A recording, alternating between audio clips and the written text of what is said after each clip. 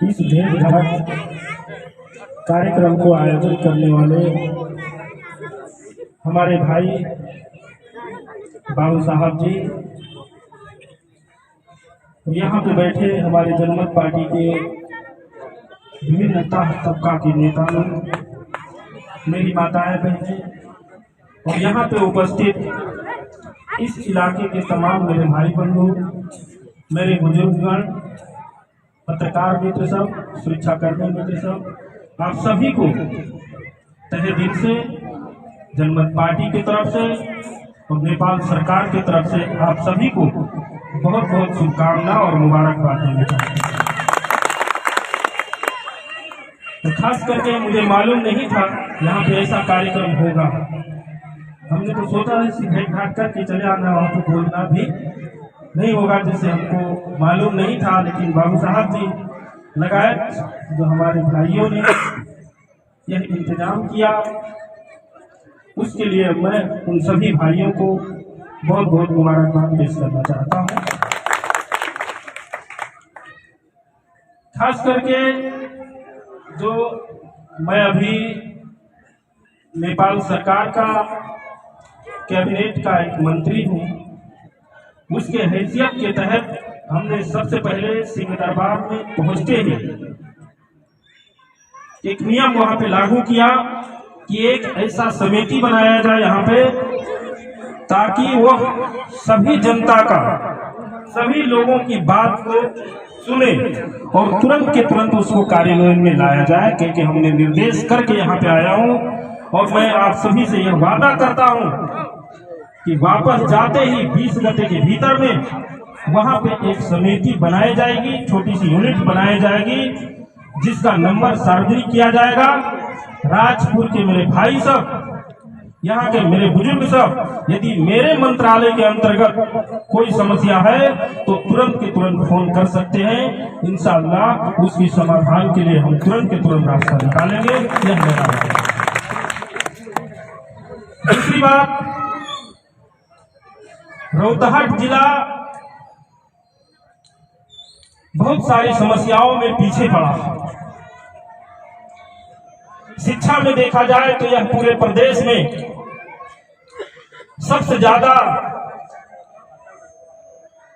शिक्षा की कमी होने वाला यही जिला है।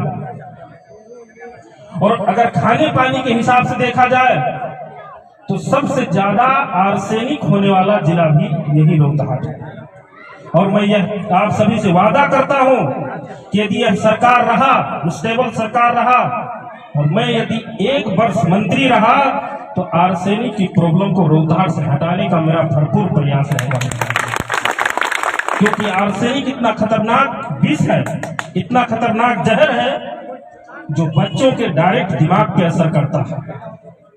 उनके दिमाग पे ही असर करके हमारे बच्चों की जो है सोच में, उनकी क्षमता में बहुत सारी समस्याएं खड़ा करता है, जो वह बच्चा बाद में जाकर के मंद बुद्धि का बच्चा साबित होता है और वह अच्छे जगह पर नहीं पहुंच पा रहा है। इसलिए आर्सेनिक की समस्या को समाधान करना बहुत जरूरी है। और मैंने कल 12 जिला में हम सब वहां पे थे और ये 12 रोहतहट परसा जिला को देखने वाले जो हमारे मंत्रालय के कर्मचारी सब हैं, उन सबको मैंने कल बैठाया 2 घंटा और सारी उनसे ब्रीफिंग ली। इससे पहले के मंत्री लोग जो भी यहाँ पे कार्यक्रम किए, वह सब में बहुत सारा राजनीतिकरण देखा गया। वह राजनीतिकरण नहीं होना चाहिए।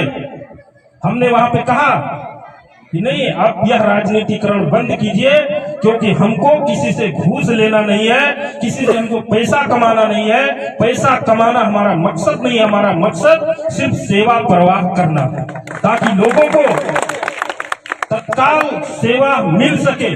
हमने सारी योजनाओं का ब्रीफिंग लिया।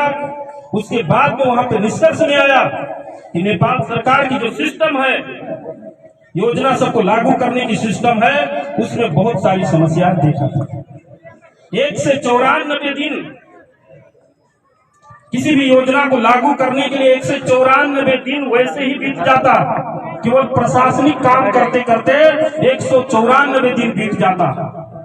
सूचना निकालते निकालते 194 दिन बीत जाता है। इसका कारण क्या है कि इसको हटा करके जल्दी से जल्दी यहाँ पे नए नए योजना लाने का जो मेरा विचार है, मेरी प्लानिंग है, उसमें आप सब भी सहयोग कीजिएगा। क्योंकि यह माला जो आप सब हमको पहना रहे हैं, मैं इसको केवल माला नहीं समझता हूँ, यह तो तलवार है, बहुत धारदार तलवार। यह धारदार तलवार को सिर्फ मेरी गर्दन काटने के लिए नहीं है, इसके लिए मैं आप सबको भी माला पहना रहा हूं कि यदि मैं फेल हुआ तो आप सब भी उसमें सहभागी, आप सब भी उसमें शरीक हैं। इसलिए मेरा नंबर है, आप सब डायरेक्ट मुझे सुझाव दे सकते हैं। डायरेक्ट सुझाव अगर आप फोन भी करते हैं या व्हाट्सएप में मैसेज करते हैं, तुरंत के तुरंत मैं नहीं रिप्लाई कर सका तो जरूर उसको हम आप देख करके हफ्ता भर में आपको रिप्लाई देंगे। इसलिए मेरा व्हाट्सएप नंबर लीजिए। आप लोग के हमारे मंत्रालय के अंतर्गत जो भी समस्या है उसमें मैं समाधान करने के लिए तैयार हूं। आप सब डायरेक्ट भी हमको मैसेज कर सकते हैं। तीसरी बात, नेपाल में जनमत पार्टी एक ऐसी पार्टी है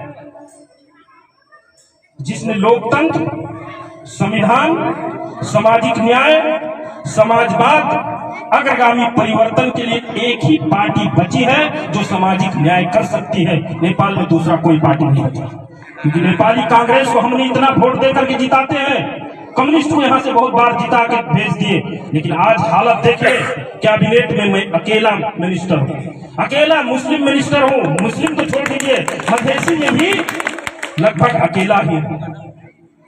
यह हालत है हमारी, और हम लोग झंडा लेकर के उनके नेताओं का स्वागत करने के लिए जयपुर तक चले जाते हैं। यह दुर्भाग्य की बात है। इसलिए आप सभी को चाहिए कि अब यदि हमको न्याय चाहिए, हमको शिक्षा चाहिए, हमको रोजगार चाहिए, तो जनमत पार्टी ही हमारे लिए विकल्प की पार्टी है, दूसरा कोई उपाय नहीं है। इसके लिए आप सब जुड़िए, निसंकोच जुड़िए, कोई कितनों भ्रम डालता है उसमें मत फंसिए। और हमारा सरकार अभी बहुत सारे नई नई योजना सब लेके आया है। वास्तव में अभी जो हमारा कैबिनेट का सरकार बना है वह बहुत सारी योजनाएं लाया है जो जिसमें डायरेक्ट हमारे जीवन से असर करने वाला योजना सब बहुत है। शिक्षा में है, 2 वर्ष में नेपाल को साक्षर मुल्क घोषणा करने का योजना भी लेके आया।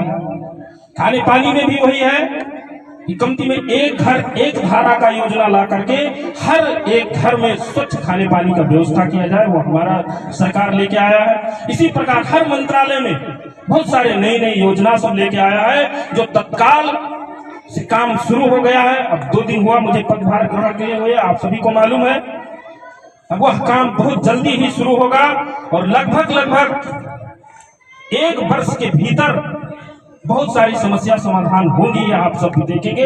यदि सरकार स्टेबल रहा तो, नहीं रहा तो मैं उसका जिम्मेदार नहीं हूं, क्योंकि हमारी पार्टी उस हैसियत में नहीं है कि सरकार को बिगाड़ सके, बना सके। हम सब अभी तक एक छोटी पार्टी के हिसाब से है, वहां पे किसी तरीका से एडजस्ट है, ये आप सभी को मालूम है। लेकिन मैं वादा कराता हूं, आप सबसे करता हूं कि जिस दिन उस लेवल में हमारी पार्टी को पहुंचाएंगे कि सरकार को बना सके भी, बिगाड़ सके भी, उस दिन यह गारंटी करता हूं कि हर घर में रोजगारी दिया जा सकता है। यह बहुत भरपूर योजना है।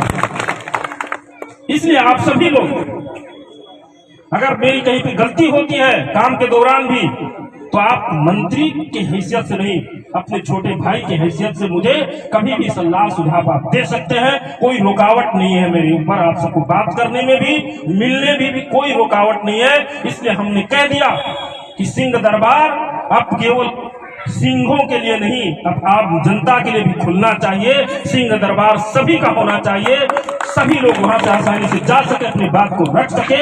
यह सारी बात हम सब ने किया है और बहुत जल्दी बहुत सारे परिवर्तन सब देखेंगे। इतना कहते हुए मैं अपने शब्दों को विराम देता हूँ। समस्त हिंदू भाइयों को नमस्कार प्रणाम करता हूँ, सभी मेरे मुसलमान भाइयों को मैं सलाम करता हूँ। अस्सलाम वालेकुम रहमतुल्लाहि व बरकातहू।